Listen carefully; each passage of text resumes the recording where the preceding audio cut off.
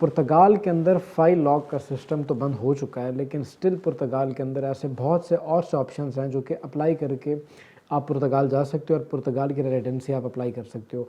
दोस्तों, पिछले काफ़ी सालों से पुर्तगाल इमिग्रेशन ने जो भी पाकिस्तान हो, इंडिया हो, जो भी नॉन यूरोपियन कंट्री से लोग यहाँ पे आते थे, सबको वेलकम कहा पुर्तगाल ने, और बहुत अच्छे तरीके से पुर्तगाल ने तमाम लोगों को अलाउ किया कि वो पुर्तगाल के अंदर आके अपनी रेजिडेंसीज अप्लाई करें, और बहुत से लोगों को पुर्तगाल ने लीगल भी किया। लेकिन लास्ट ईयर बदकिस्मती से पुर्तगाल ने 2 आर्टिकल्स के ऊपर पाबंदी लगा दी कि आप इन आर्टिकल्स के अंदर आके पुर्तगाल में अब डॉक्यूमेंट्स नहीं ले सकते, अपनी फ़ाइल नहीं लॉक करवा सकते। लेकिन वो सिर्फ 2 आर्टिकल्स थे, और वो वही आर्टिकल्स थे जिन आर्टिकल्स के अंदर मोर देन 90% पीपल्स आके अपनी फ़ाइल लॉक करवाते थे और पुर्तगाल से अपने डॉक्यूमेंट्स कलेक्ट करते थे। अब वो जो 90% लोग आ रहे थे, अब उनको यही था कि भाई अब पुर्तगाल के अंदर जाने के तमाम रास्ते बंद हो गए हैं, लेकिन ऐसा कुछ भी नहीं है। ये कुछ 1-2 आर्टिकल्स ही बंद किए गए हैं, और बदकिस्मती से ये वही आर्टिकल्स थे जिसके ऊपर ज़्यादा तादाद में लोग हमारी कंट्रीज से, पाकिस्तानी, इंडियन, बांग्लादेशी, नेपाली लोग आके लीगल हो रहे थे पुर्तगाल में।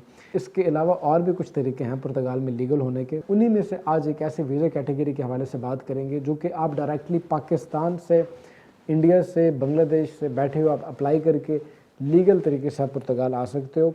और वो रेजिडेंस परमिट जिसके लिए लोग यहाँ पे बैठे हुए 2-2 साल वेट कर रहे हैं, आपको वही रेजिडेंस परमिट आते साथ मिल जाएगा। इवन के 2-3 महीने के अंदर आपके हाथ में रेजिडेंस कार्ड होगा 2 साल वाला। तो ये कौन सा वीज़ा है, कैसे आप लोगों ने अपनी कंट्री से अप्लाई करना है और कौन से लोग इसके लिए एलिजिबल हैं। गाइस, आज की इस वीडियो में हम जिस वीज़ा को डिस्कस करेंगे ये है पुर्तगाल का डिजिटल नोमैड वीज़ा। पुर्तगाल का डिजिटल नोमैड वीज़ा क्या है, कौन से लोग इसके लिए एलिजिबल हैं। तो गाइस, पुर्तगाल का जो डिजिटल नोमैड वीज़ा ये उन्हीं लोगों के लिए है जो फ्रीलांसर्स हैं, या वो लोग जो पाकिस्तान में, इंडिया में बैठे बैठे किसी इंटरनेशनल कंपनीज को अपनी सर्विस प्रोवाइड करके और अर्निंग कर रहे हैं। मतलब वो पाकिस्तान में बैठ के किसी अमेरिकन कंपनी में काम कर रहे हैं, या किसी यूरोपियन कंपनी में काम कर रहे हैं, या किसी भी कंपनी में काम कर रहे हैं, चाहे वो दुनिया के किसी भी पार्ट में हो, और वो अपने घर में बैठे हुए पैसे कमा रहे हैं।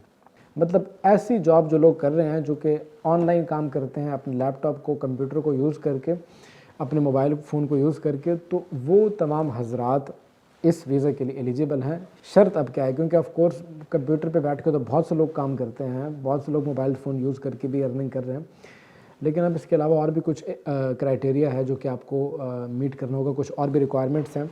तो इसमें जो नंबर 1 रिक्वायरमेंट है वो ये है कि आपकी एज 18+ होनी चाहिए। 18 साल से कम उम्र वाला बच्चा इसके लिए एलिजिबल नहीं है। 18+ आपकी एज होनी चाहिए। सेकंड नंबर पर आपने एम्प्लॉयमेंट का प्रूफ देना है। आप जो भी सर्विस प्रोवाइड कर रहे हो जिस भी कंपनी को, उसके साथ आपका एक म्यूचुअल कॉन्ट्रैक्ट एग्रीमेंट साइन होना चाहिए, और वो कॉन्ट्रैक्ट आपके पास होना चाहिए। और उस कॉन्ट्रैक्ट के ऊपर मेंशन होना चाहिए कि आपकी सैलरी कितनी है, आपको लीव कितनी मिलती है, 1 साल में कितनी हॉलीडेज़ हैं। मतलब प्रॉपर जैसे एक एग्रीमेंट होता है किसी कंपनी के साथ, म्यूचुअल एग्रीमेंट, प्रॉपर इसी तरीके से आपका एक वर्क कॉन्ट्रैक्ट या एम्प्लॉयमेंट कॉन्ट्रैक्ट आपके पास होना चाहिए। इसके बाद गाइस, आपकी जो सैलरी है, मिनिमम सैलरी आपकी 1 महीने की 3,480 यूरो होनी चाहिए। 3,480 यूरोज़ आपकी अर्निंग होनी चाहिए, जो कि पुर्तगाल की मिनिमम वेजेस से 4 गुना ज़्यादा है। पुर्तगाल में जो मिनिमम वेजेस हैं उससे ये सैलरी 4 गुना ज़्यादा है। इतनी अगर सैलरी है आपकी, आप 1 महीने में इतनी अर्निंग कर रहे हो, 3,480 यूरो, तो आप इस वीज़ा के लिए एलिजिबल हो। एक बंदे की बात कर रहा हूँ। लेकिन अगर आपकी फैमिली भी है, आप फैमिली समेत मूव होना चाहते हो, तो फिर ये अर्निंग थोड़ी मज़ीद बढ़ेगी। तो फिर आप इस 3,480 यूरो के अंदर अगर आप अपनी वाइफ को लेके आ रहे हो, तो फिर आप इस 3,480 यूरोज़ के अंदर 435 यूरो प्लस ऐड कर दो, यानी कि 435 यूरो इसके अंदर और ऐड कर दो। और अगर आपका एक बच्चा भी है, तो फिर आप अपने एक बच्चे के लिए जो कि अभी एडल्ट नहीं है, उसके लिए आप इसमें 261 यूरो और ऐड कर दो। एक ऐसी फैमिली जिसके अंदर एक बच्चा और 2 पेरेंट्स, तो ऐसी फैमिली के लिए आपके माइंड में ये होना चाहिए कि आपका तकरीबन 4,300 यूरो के लगभग आपने 1 महीने में अपनी अर्निंग शो करनी है। और अगर आप सिंगल पर्सन हो, आप मैरिड नहीं हो, तो फिर आप आपकी जो अर्निंग है वो 3,480 यूरो होनी ही चाहिए। तो आप इस वीज़ा के लिए एलिजिबल हो और आप ये वीज़ा अपनी कंट्री से अप्लाई कर सकते हो। इसके अलावा जो रिक्वायरमेंट है वो आ जाती है हेल्थ इंश्योरेंस। आपके पास एक हेल्थ इंश्योरेंस होनी चाहिए जो कि 30,000 यूरो को कवर करती हो। ये आप बना सकते हो, ये इतनी मुश्किल नहीं है, ईजिली बन जाती है। क्रिमिनल रिकॉर्ड आपका नहीं होना चाहिए। आपका जो पुलिस क्लियरेंस सर्टिफिकेट है वो बिल्कुल उसके अंदर आपका कोई भी क्रिमिनल एक्टिविटी आपने ना कर रखी हो, पुलिस रिकॉर्ड आपका क्लियर होना चाहिए। तो ये कुछ रिक्वायरमेंट्स जो कि आप फुलफ़िल करते हो तो आप पुर्तगाल के इस डिजिटल नोमेड वीज़ा को अप्लाई कर सकते हो अपनी कंट्री में बैठे हुए। इसके बाद गाइज अब एप्लीकेशन का क्या प्रोसेस, एप्लीकेशन प्रोसेस के अंदर आपके पास लास्ट 3 महीने की इनकम सर्टिफिकेट होना चाहिए, यानी कि जो आप अर्निंग कर रहे हो लास्ट 3 मंथ्स का डेटा आपने शो करवाना होगा कि वाकई आप इसी सेम कंपनी से, स्पेसिफिक कंपनी जिसका आपने कॉन्ट्रैक्ट लगाया, इस कंपनी से आप पिछले 3 महीने से अर्निंग कर रहे हो। तो आखिरी 3 महीने का रिकॉर्ड आपके पास होना चाहिए उसी कंपनी की तरफ से कि वो ये कंपनी आपको सैलरी भेज रही है।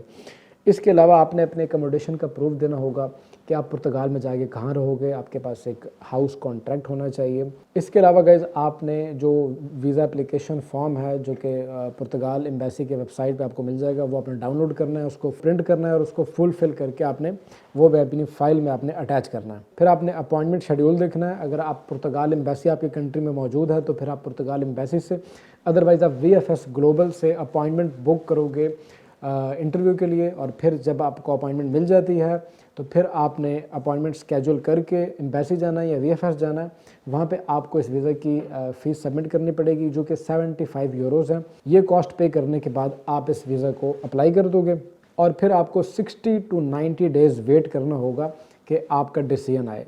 60 से 90 दिन के अंदर अंदर डिसीजन आ जाता है और जैसे ही आपका डिसीजन आ जाता है तो आपको जो वीज़ा मिलेगा आपके पासपोर्ट के ऊपर वो 4 महीने का वैलिड वीज़ा होगा, यानी कि 4 महीने के अंदर अंदर आपको पुर्तगाल ट्रैवल करना होगा। और जब आप पुर्तगाल ट्रैवल करके आ जाते हो तो फिर पुर्तगाल आने के बाद आपने यहाँ इमिग्रेशन में, पुर्तगाल में जो आने के बाद पुर्तगाल की इमिग्रेशन है, यहाँ इमिग्रेशन के अंदर आपने अपॉइंटमेंट बुक करनी है और फिर जाके आपने अपने रेजिडेंस कार्ड के लिए अप्लाई कर देना है। इसके लिए कोई फाइल लॉक करने की ज़रूरत नहीं है और कोई पहले से कोई टैक्स वगैरह पे करने की ज़रूरत नहीं है। आप डायरेक्टली आके अपना रेजिडेंस परमिट अप्लाई कर सकते हैं। बाकी के जो डॉक्यूमेंट्स हैं, NIS नंबर, NIF नंबर, आपका जुनता यानी कि हाउस कॉन्ट्रैक्ट वगैरह, तो ये चीज़ें आपको सिंपली वैसे ही चाहिए होंगी, लेकिन इसके लिए फ़ाइल लॉक करने की कोई ज़रूरत नहीं है। और वही कार्ड जो फाइल लॉक वाले भाई बैठे 2 साल के बाद हासिल करते हैं, वो कार्ड आप पुर्तगाल आने के 2-3 महीने के अंदर अंदर आप हासिल कर लोगे। तो ये कुछ इन्फॉर्मेशन थी जो कि आपके साथ शेयर करनी थी कि पुर्तगाल आने के और भी तरीके हैं। और इस डिजिटल नोमेड वीज़ा के हवाले से आई होप कि मैंने आपको तमाम इन्फॉर्मेशन आपके साथ शेयर कर दिया। कोई आपका कोई क्वेश्चन हो, कोई ऐसी चीज़ जो आपको समझ नहीं आई, तो अब आप कमेंट सेक्शन में, इंस्टाग्राम पे, टिकटॉक, ईमेल के ऊपर आप हमसे पूछ सकते हैं। और जैसे ही मेरे पास, मेरी टीम के पास टाइम होगा, एज सून एज पॉसिबल वो आपको रिस्पॉन्स करेंगी। और कोई आप सर्विसेज हमारे लेना चाहते हो, कोई वर्क कॉन्ट्रैक्ट आपके आए हुए हैं यूरोप के किसी कंट्री का और वो आप चेक करवाना चाहते हो, चेक रिपब्लिक के, पोलैंड, पुर्तगाल, हंगरी के या जर्मनी के, तो इस दिए गए ईमेल एड्रेस के ऊपर आप अपने डॉक्यूमेंट्स सेंड कर सकते हो। और डॉक्यूमेंट चेक करने के या वेरीफाई करने के ऑफ कोर्स एक कॉस्ट होती है जो कि आपको ऑनलाइन पे करनी होती है। इसी के साथ अब ज़ीशान आसिम को दीजिएगा इजाज़त। अगर आपको वीडियो फ़ायदे वाली लगी है, इन्फॉर्मेटिव लगी है, तो आप वीडियो को प्लीज़ लाइक कर दीजिएगा। और मिलते हैं इसी तरह की अगली वीडियो में, तब तक के लिए टेक केयर, अल्लाह हाफ़िज़।